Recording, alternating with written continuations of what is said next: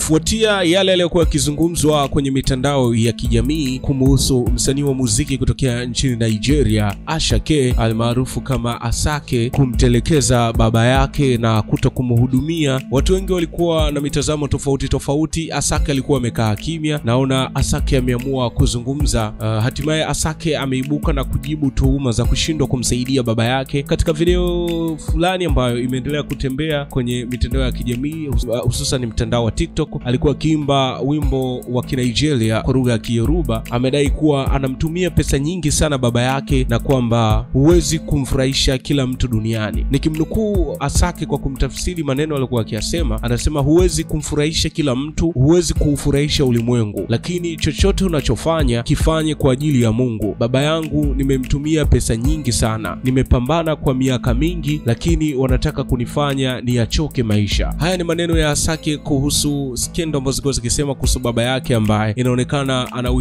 anahitaji msaada, na taarifa ambazo zipo ni mgonjwa, amepooza na vitu kama hivyo. Asake ameeleza kwa upande wake anamsaidia na ameshamsaidia sana, lakini ni kama anataka kurudishwa nyuma. Sasa anafika hatua anachoka. Hii inaendana na story za wasanii wengi pia kutokea hapa Bongo. Tumeona story za kuhusu Diamond na baba yake Mzee Nasibu, lakini pia tumeona story za Ommy Dimpoz na mzee wake Nyembo na vitu kama hivyo, kwamba kumekuwa na patashika hapa katikati kati ya watoto na wazazi wao. Utasikia baba aliniacha nikiwa mwenyewe, mwingine mama aliniacha nikiwa mwenyewe. Hapa tunaona kwa Asake ni kama yeye na baba yake hawako kwenye level moja hivi, level ambayo tofauti na tunavyotarajia maisha ya Asake na wazazi wake ambavyo yanaweza yakawa, kwa sababu Asake amefanikiwa. Nilivyokuwa napita kwenye comment mbalimbali, nimeona kuna watu ambao wanasema kwamba kuna wakati ndugu zako au wazazi wako unawasaidia, lakini wao hawaoni msaada wako, au ule msaada wako wanauteki kama ni sehemu ya kitega uchumi. Na wakati sakata hili likiendelea, wa Nigeria wameibua picha na video za ushahidi zikimuonyesha Asake akiwa na mtoto wake wa kwanza mwenye umri wa miaka 11 aitwaye Zinat. Familia ya Asake ilipoenda kumtembelea baba yake Mr. Oduns ambaye anahitaji msaada, imemshtumu kwa kumtelekeza mama wa mtoto na binti yake. Mama wa mtoto ndo huyu hapa, lakini pia binti yake Zenat ndo huyu hapa anaonekana kwenye picha. Ikiwa mara ya mwisho kumuona ni miaka 3 iliyopita na wako tayari kwa DNA. Asake amekaa miaka 3 bila kumuona binti yake.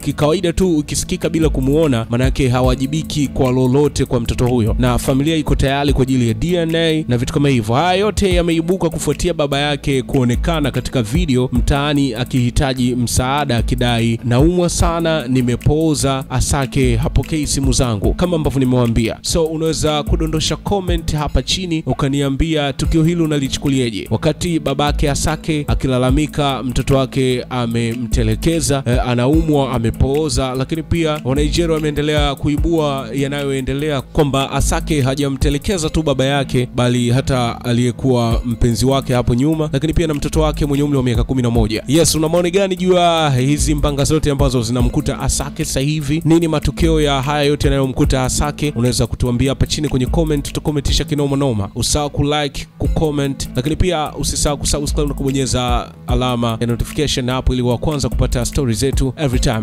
Ciao.